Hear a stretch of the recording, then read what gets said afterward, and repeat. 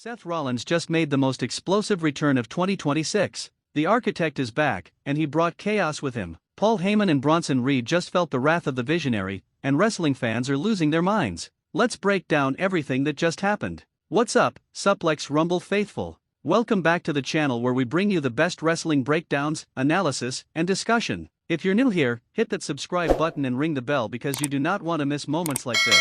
And if you enjoyed this video, smash the like button, it helps us bring you more incredible wrestling content. Before we dive into the absolute mayhem that went down on February 11th, let's set the stage. Seth Rollins has been out of action, and during his absence, the WWE landscape has been evolving. Bronson Reed has been on an absolute tear, establishing himself as one of the most destructive forces in the company. And then there's Paul Heyman, the wise man, the special counsel, always in the center of WWE's most intense storylines. These two have been operating in a world where Seth Rollins wasn't a factor, until now. The wrestling universe has been buzzing with rumors about when the architect would make his comeback. Social media has been going crazy with speculation. Fans have been chanting his name. The anticipation has been building week after week after week. And on February 11, 2026, that anticipation reached its explosive conclusion. So here's how it all went down, and trust me, this is one for the history books. The arena is packed. The energy is electric. Bronson Reed is in the ring with Paul Heyman, and they're addressing the WWE Universe.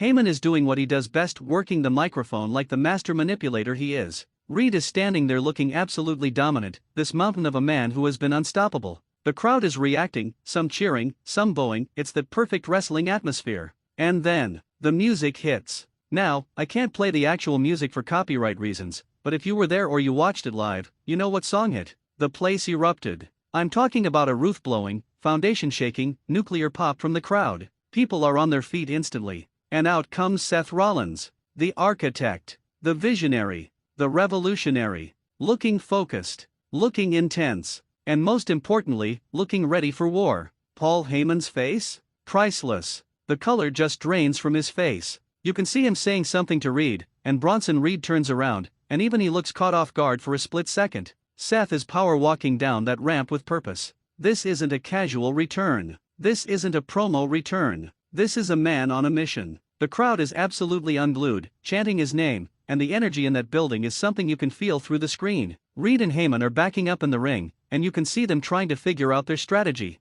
Do they run? Do they fight? Do they talk their way out? Seth slides into the ring, and here we go. Reed charges at him, big mistake. Seth sidesteps, and he starts unloading with those lightning-quick strikes that we've missed so much. Right hands, left hands, kicks. The architect is bringing the fight. Reed tries to use his size advantage, throwing big clubbing blows, but Seth is too quick, too motivated. He's dodging, he's weaving, he's countering. This is vintage Seth Rollins, fighting with that perfect combination of technical skill and raw intensity. Meanwhile, Paul Heyman is trying to escape the ring, but Seth catches him out of the corner of his eye. Oh no, Paul, you're not getting away that easy. Seth grabs Heyman by the collar, and the crowd is going bonkers because they know what's coming. Heyman is begging, pleading, doing that classic Paul Heyman panicked expression that we've seen so many times. But before Seth can do anything to Heyman, Bronson Reed recovers and blindsides him. Big splash in the corner. Reed is using his 330-pound frame to try and take back control. The two men are brawling, and it's chaos. This is exactly the kind of fight we've been waiting for. Reed is throwing heavy strikes, Seth is fighting back with everything he's got. It's a battle. Now here's where things get really interesting. Security is starting to flood the ring because this situation is completely out of control. But Seth Rollins is not done. He breaks free from the security guards, and he goes right back after Reed and Heyman. The crowd is eating this up. Every time Seth breaks free, the place gets louder. In the chaos, Seth manages to connect with a devastating superkick on Bronson Reed. Reed staggers backward, and you can see Seth is looking for more. He's feeding off this crowd energy, and they are giving him everything. Paul Heyman is scrambling up the ramp, trying to get to safety, but Seth's intensity, his presence, has made the statement loud and clear. He's back, and there are scores to settle. Eventually, more officials and personnel manage to separate everyone, but the damage is done. Seth Rollins has announced his return in the most explosive way possible. He didn't come back for a feel-good moment. He didn't come back to shake hands. He came back to fight, and he came back to make an impact.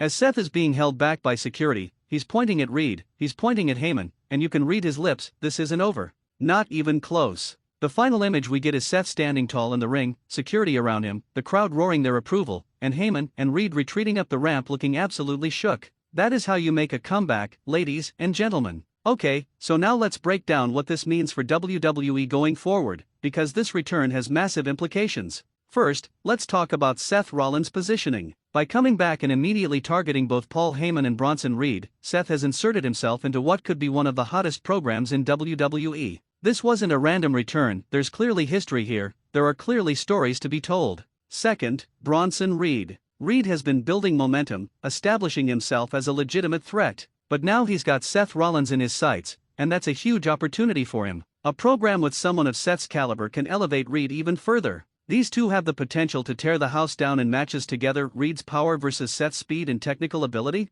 That's money. Third, Paul Heyman's involvement. Whenever Heyman is in the mix, you know there are layers to the story. What's his connection to Reed? What's the history with Seth? Heyman doesn't just show up randomly, there's always a plan, always an angle. This could tie into larger storylines that we haven't even seen unfold yet. From a storyline perspective, this gives WWE some incredibly exciting directions to go. Are we looking at a one-on-one feud between Seth and Reed? Is this leading to a bigger faction war? Could this tie into championship pictures? The possibilities are endless. And let's talk about the timing. February is when WWE starts building toward their biggest shows of the spring. Seth returning now means he's going to be a major player in whatever major event WWE has planned. That's huge for the company and huge for the fans who have missed seeing the Architect in action. The crowd reaction also tells us everything we need to know. Fans have been hungry for Seth's return. That pop he got was absolutely massive, and it shows that Seth Rollins remains one of the most over superstars in the entire industry.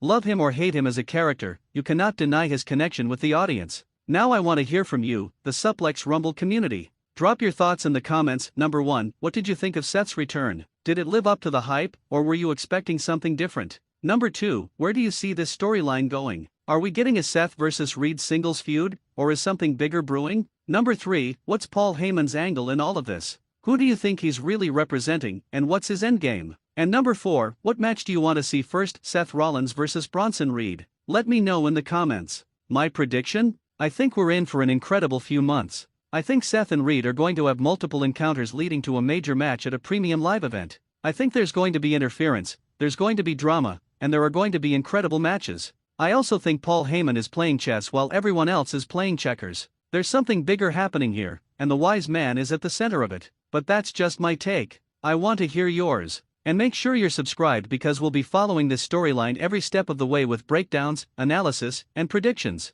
What a moment. What a return. Seth Rollins is back, and WWE just got a whole lot more interesting. If you enjoyed this breakdown, do me a huge favor, hit that like button, it really helps the channel grow. Subscribe if you haven't already, and turn on notifications so you never miss our wrestling content. Check out these other videos on screen right now, we've got more incredible wrestling breakdowns and analysis that you're going to love. Follow Suplex Rumble on social media for quick updates, memes, and community discussions between videos. Thank you so much for watching, Suplex Rumble faithful. This is your home for wrestling analysis and discussion. I'll see you in the next video, but until then, keep discussing, keep debating, and most importantly, keep celebrating this amazing business we call professional wrestling. Seth Rollins made his highly anticipated return on February 11, 2026, and immediately went after Paul Heyman and Bronson Reed. In this video, we break down every moment of this explosive comeback, analyze what it means for WWE, and discuss where the storyline could be heading. Subscribe for daily wrestling content.